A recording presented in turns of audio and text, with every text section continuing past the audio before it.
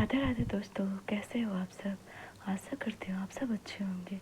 आज के वीडियो में हम बात करेंगे साइंस एनसीईआरटी की क्लास 7 के चैप्टर 7 के बारे में। आज के वीडियो में हम चैप्टर 7 के क्वेश्चन आंसर करेंगे और अभ्यास के प्रश्न करेंगे। जो भी उस चैप्टर से क्वेश्चन बने वो करेंगे और अभ्यास के प्रश्न करेंगे।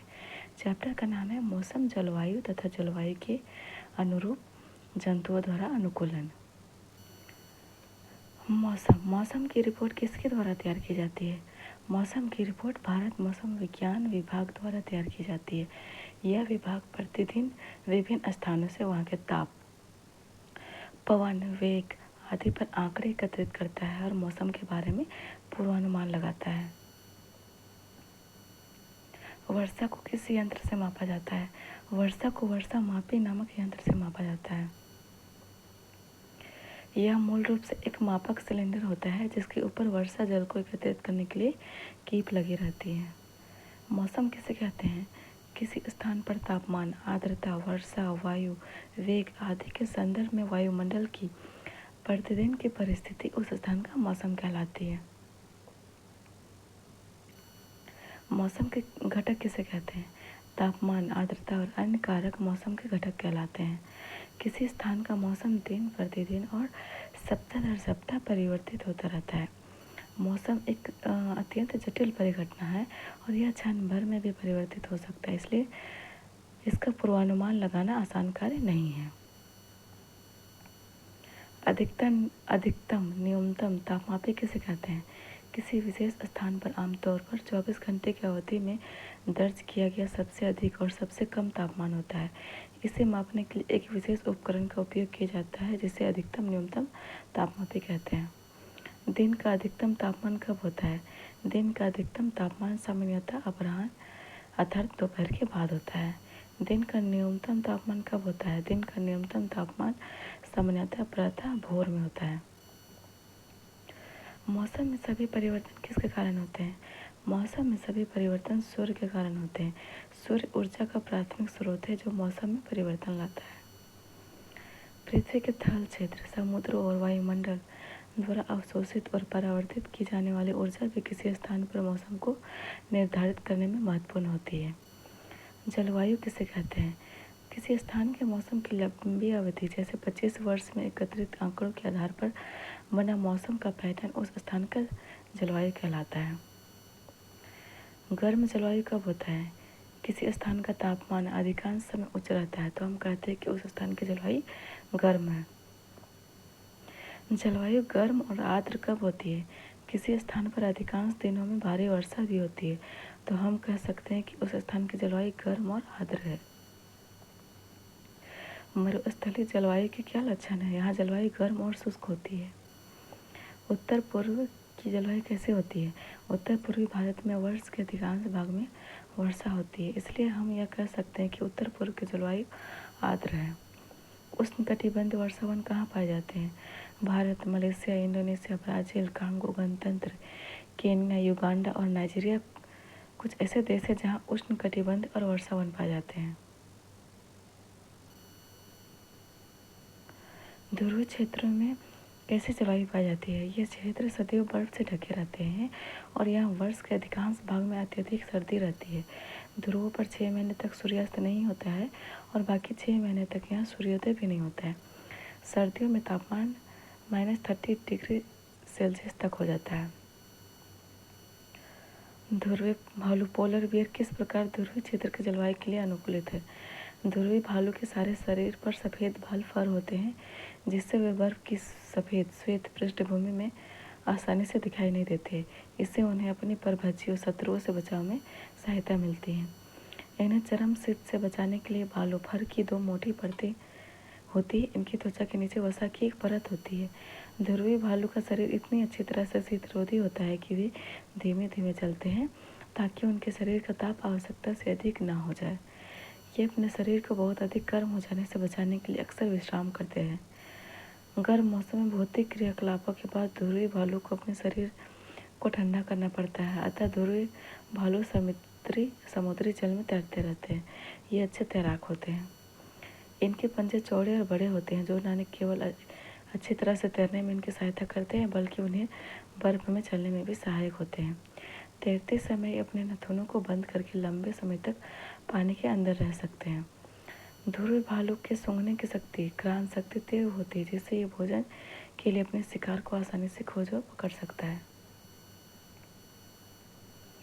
पेंगुइन किस प्रकार ध्रुवीय क्षेत्र की जलवायु के लिए अनुकूलित है?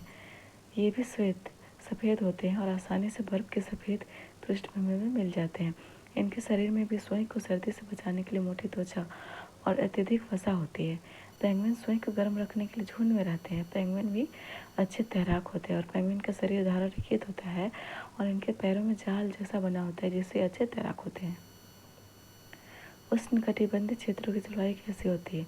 उष्णकटिबंधीय क्षेत्रों की जलवायु सामान्यतः गर्म होती है, क्योंकि ये क्षेत्र भूमध्य रेखा के आसपास स्थित होते हैं और सबसे सर्द महीनों में भी तापमान सामान्यतः 15 डिग्री सेल्सियस से अधिक रहता है। गर्मियों में तापमान 40 डिग्री से अधिक हो जाता है। वर्ष भर दिन और रात की लंबाई लगभग समान होती है। इन क्षेत्रों में प्रचुर मात्रा में वर्षा होती है।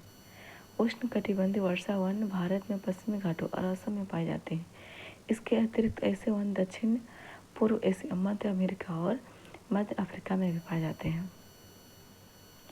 वर्षा वन में पाए जाने वाले प्रमुख जंतु कौन कौन से हैं? वर्षा वन में पाए जाने वाले प्रमुख जंतुओं में बंदर, कपी, एप्स, गोरिल्ला, चीता, हाथी, तेंदुआ, छिपकली, सर्प, पक्षी और कीट हैं।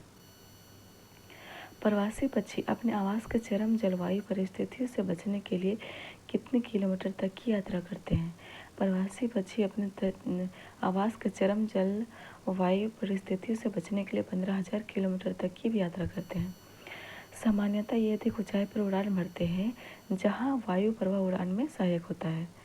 इस ऊंचाई की शीत स्थितियां उनकी उड़ान पेशियों द्वारा उत्पन्न ऊष्मा का विसरण आसान कर देती हैं। प्रवासी पक्षी वर्ष दर वर्ष एक ही स्थान पर कैसे आते रहते हैं? मार्गदर्शन के लिए संभवतः कुछ भू चिन्हों लैंडमार्क का उपयोग करते हैं। संभवतः अनेक पंछियों को दिन में सूर्य और रात में तारों से मार्गदर्शन मिलता है। इसके भी कुछ परिमाण है कि पक्षी दिशा का पता लगाने के लिए पृथ्वी के चुंबकीय क्षेत्र का उपयोग करते हैं। लाल नेत्रों वाले मेढक। लाल नेत्रों वाले मेढक के पैर के तलवे चिपचिपे होते हैं, जो उन्हें उन वृक्षों पर चढ़ने में सहायता करते हैं जिन पर वे रहते हैं। टोकन नामक पक्षी किसकी सहायता से शाखाओं में फलों तक पहुंच सकता है जो बहुत कमजोर होते हैं और उसका भार नहीं सह सकती है? टोकन नामक पक्षी की लंबी बड़ी चोंच होती है, जिसकी सहायता से वह ऐसी शाखाओं में लगे फलों तक पहुंच सकता है जो बहुत कमजोर होता है और उसका भार नहीं सह सकता है। उष्णकटिबंधीय वनों में पाए जाने वाले जंतु। उष्णकटिबंधीय वनों में पाए जाने वाले अनेक जंतुओं में सुनने की असंवेदनशील शक्ति जो होती है और तीव्र दृष्टि होती है, मोटी त्वचा और ऐसे वर्ण रंग की त्वचा होती है जो उन्हें आसपास के क्षेत्र के साथ मिलकर छद्मावरण करने में सहायक होती है। उनकी परभक्षियों से रक्षा भी करती है। उदाहरण: बिलाव परिवार के जंतु शेर और चीता में मोटी खाल होती है तथा उनकी सुनने की शक्ति संवेदनशील होती है। लायन टेल लंगूर कहाँ पाया जाता है? लायन टेल लंगूर, जिसे दाढ़ी वाला ऐप भी कहते हैं, पश्चिमी घाट के वर्षा वनों में पाया जाता है। इसके चांदी जैसी सफ़ेद श्वेत आयल है जो सिर के चारों ओर गालों और चिबुक टोड़ी तक रहती है। अपने जीवन का अधिकांश समय वृक्षों पर ही व्यतीत करता है। यह मुख्यतः फल खाता है, बीज, कोमल पत्तियां, तने, पुष्प और कलियां भी खाता है। लॉयन टेल्ड लंगूर वृक्षों की छाल में वास करने वाले कीटों की तलाश में रहता है। लंगूर वृक्षों पर पर्याप्त भोजन जुटा पाने में समर्थ होते हैं, अतः वे भूमि पर यदाकदा ही आते हैं। रथ किसे कहते हैं? भारतीय उष्णकटिबंधीय वर्षा वन का एक परिचित जंतु हाथी है। हाथी की लंबी सूंड से इसकी सूंघने की शक्ति बहुत अच्छी हो जाती है। हाथी द्वारा सूंड का उपयोग भोजन को उठाने के लिए भी किया जाता है और इसके बाह्य दांत, जिन्हें रथ कहते हैं, वास्तव में रूपांतरित दंत होते हैं। इन दांतों से हाथी अपने पसंद के वृक्षों की छाल को आसानी से छील सकते हैं और हाथी के लंबे बड़े कान बहुत हल्की ध्वनि को भी सुनने में सहायक होते हैं। वर्षा वनों के गर्म और आर्द्र जलवायु में भी हाथी को ठंडा रखने में उसके कान सहायक होते हैं। अभ्यास: उन घटकों के नाम बताइए जो किसी स्थान के मौसम को निर्धारित करते हैं। उत्तर: तापमान, आर्द्रता और वर्षा किसी स्थान के मौसम को निर्धारित करते हैं। दिन में किस समय ताप के अधिकतम और न्यूनतम होने की अधिक संभावना होती है?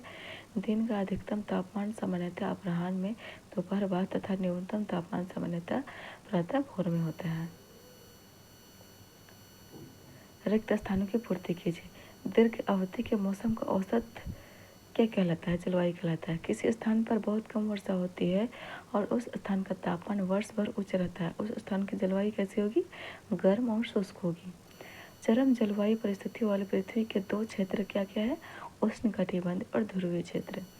निम्नलिखित क्षेत्रों के जलवायु का प्रकार बताइए। जम्मू एवं कश्मीर आर्द्र उपोष्णकटिबंध क्षेत्र और आर्द्र होता है। केरल में शीतल मंद हवा और भारी वर्षा मध्यम होती है।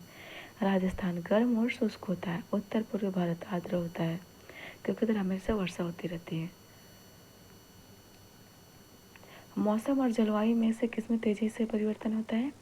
मौसम और जलवायु में मौसम में तेजी से परिवर्तन होता है क्योंकि मौसम सामान्यतः किन्हीं 2 दिन अथवा सप्ताह दर सप्ताह समान नहीं होता है। वायुमंडल के किसी स्थान पर तापमान, आर्द्रता, वर्षा, पवन वेग आदि के संदर्भ में वायुमंडल की दिन प्रतिदिन की स्थिति उस स्थान का मौसम कहलाती है। दीर्घ अवधि जैसे 25 वर्ष में लिए गए मौसम के प्राचालों के आधार पर तैयार किए गए प्रतिरूप पैटर्न उस स्थान की जलवायु निर्धारित करते हैं, जबकि मौसम जो है तुरंत बदलता है। जंतुओं के कुछ विशेषताओं की सूची नीचे दी गई है। आहार मुख्यतः फल किसका होता है? उष्णकटिबंधीय वर्षावन वाले का। सफ़ेद बाल वाला होता है ध्रुवीय क्षेत्र में, जैसे कि पेंगुइन और पोलर बियर। प्रवास की आवश्यकता किसे होती है? ध्रुवीय क्षेत्र में जो रहते हैं उनको। तीव्र स्वर ध्वनि तेज आवाज़ किसकी होती है? उष्णकटिबंधीय वर्षावन। पैरों के चिपचिपे तले उष्णकटिबंधीय वर्षावन जो लाल नेत्र वाले मेढक होते हैं। त्वचा के नीचे वसा की मोटी परत ध्रुवीय क्षेत्र ध्रुवीय भालू का होता है। चौड़े और बड़े नखर ध्रुवीय क्षेत्र में जो होता है भालू का। चटक रंग उष्णकटिबंधीय वर्षावन। मजबूत तरबूज उष्णकटिबंधीय वर्षावन बंदर का। लंबी और बड़ी चोंच उष्णकटिबंधीय वर्षावन टोकन पक्षी का होता है, जिसकी सहायता से वो पेड़ों पर बैठता है जहाँ पे वो फल के लिए नहीं पहुँच सकता है, वो तो उसका जो चोंच होता है उसी की सहायता से वो फलों तक पहुँच जाता है। उष्णकटिबंधीय वर्षावन जंतुओं की विशाल जनसंख्या को आवास प्रदान करते हैं।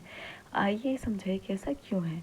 उष्णकटिबंधीय वर्षावन जंतुओं की विशाल जनसंख्या को आवास प्रदान करते हैं क्योंकि इन क्षेत्रों की जलवायु सामान्यतः गर्म तथा प्रचुर मात्रा में वर्षा वाली होती है। उदाहरण सहित समझाइए कि किसी विशेष जलवायु परिस्थिति में कुछ विशिष्ट जंतु ही जीवन यापन करते क्यों पाए जाते हैं। आइए हम ध्रुवी भालू के उदाहरण द्वारा समझें कि विशेष जलवायु परिस्थिति में कुछ विशिष्ट जंतु ही जीवन यापन करते पाए जाते हैं।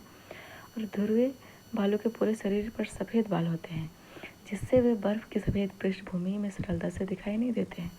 इससे उन्हें अपने शत्रुओं से बचाव में तथा अपने शिकार को पकड़ने में सहायता मिलती है। इन्हें चरम शीत से बचाने के लिए इनके बालों की 2 मोटी परतें होती हैं और इनकी त्वचा के नीचे वसा की एक परत होती है। ध्रुवी भालू का शरीर इतनी अच्छे तरह से शीतल होता है कि वे धीरे धीरे चलते हैं क्योंकि उनके शरीर का ताप आवश्यकता से अधिक गर्म न हो जाए। ये अपने शरीर को बहुत अधिक गर्म हो जाने से बचाव से बार बार विश्राम करते हैं। गर्म मौसम में भौतिक क्रियाकलापों के बाद ध्रुवी भालू समुद्री जल में तैरते रहते हैं। ये अच्छे तैराक होते हैं। इनके पंजे चौड़े और बड़े होते हैं जो न सिर्फ अच्छे प्रकार से तैरने में इनकी मदद करते हैं बल्कि उन्हें बर्फ में चलने में भी सहायक होते हैं। तैरते समय ये अपने नथुनों को बंद करके लंबे समय तक पानी के अंदर रह सकते हैं। ध्रुवी भालू की सूंघने की शक्ति तीव्र होती है, जिससे ये भोजन के लिए अपने शिकार को आसानी से खोज और पकड़ सकता है। उष्णकटिबंधीय वर्षा वनों में रहने वाला हाथी किस प्रकार अनुकूलित है? हाथी विभिन्न तरह से वर्षा वनों की परिस्थितियों के लिए अनुकूलित होते हैं। यह सूंड का उपयोग नाक के रूप में करता है और लंबी सूंड के कारण इसकी सूंघने की ताकत बहुत अच्छी होती है। हाथी द्वारा सूंड का उपयोग भोजन को उठाने के लिए भी किया जाता है। इसके बाहरी दांत, जिन्हें रथ कहते हैं, असल में रूपांतरित दांत होते हैं। इन दांतों से हाथी अपनी पसंद के पेड़ों की छाल को सरलता से छील सकते हैं, इसलिए भोजन के लिए स्पर्धा के बावजूद हाथी सरलता से अपना भोजन जुटा लेता है। हाथी के लंबे बड़े कान बहुत अधिक बहुत हल्की ध्वनि को भी सुनने में सहायक होते हैं। वर्षा वनों की गर्म तथा आर्द्र जलवायु में हाथी को ठंडा रखने में भी उसके कान सहायक होते हैं। निम्नलिखित प्रश्नों में सही विकल्प चुनिए। कोई मांसाहारी जंतु जिनके शरीर पर धारियां होती हैं अपने शिकार को पकड़ते समय बहुत तेजी से भागता है। इसके पाए जाने की संभावना क्या है? ध्रुव क्षेत्र में, मरुस्थल में, महासागर में, उष्णकटिबंधीय वर्षावन में होगा।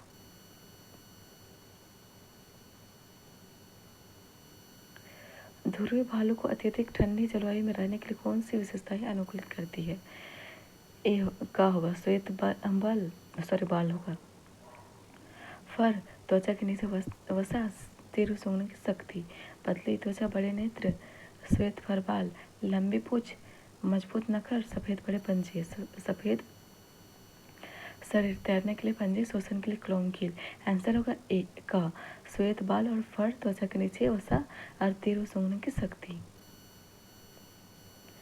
निम्न में से कौन सा विकल्प उष्णकटिबंधीय क्षेत्र का सर्वश्रेष्ठ वर्णन करता है?